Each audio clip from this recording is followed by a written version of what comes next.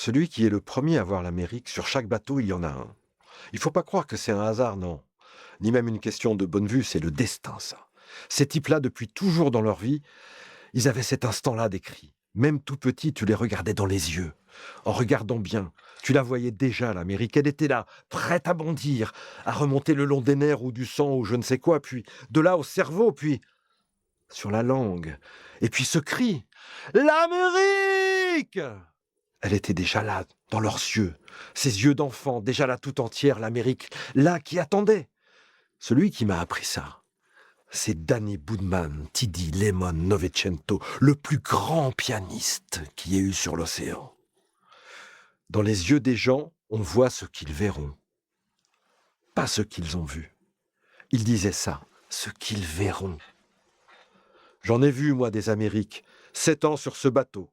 5 ou 6 traversées par an, d'Europe jusqu'en Amérique et retour, toujours à tremper dans l'océan. Quand tu redescendais à terre, t'arrivais même plus à pisser droit dans les chiottes. Les chiottes, ils bougeaient pas. Mais toi, tu continuais à te balancer. Parce qu'un bateau, tu peux toujours en descendre. Mais de l'océan, non. J'y suis monté, moi, j'avais 17 ans, et dans la vie, il n'y avait qu'une chose qui comptait pour moi, jouer de la trompette. Alors quand le bruit a couru qu'il cherchait des gars dans le paquebot, le Virginian, là-bas, sur le port, je me suis mis sur les rangs avec ma trompette. Janvier 1927. Des musiciens, on en a déjà, me dit le type de la compagnie. Je sais, et je me suis mis à jouer. Lui, il est resté là à me fixer. Pas un muscle de son visage qui bougeait, il a attendu que j'ai fini, sans dire un seul mot, et il m'a demandé « C'était quoi ?» Je sais pas.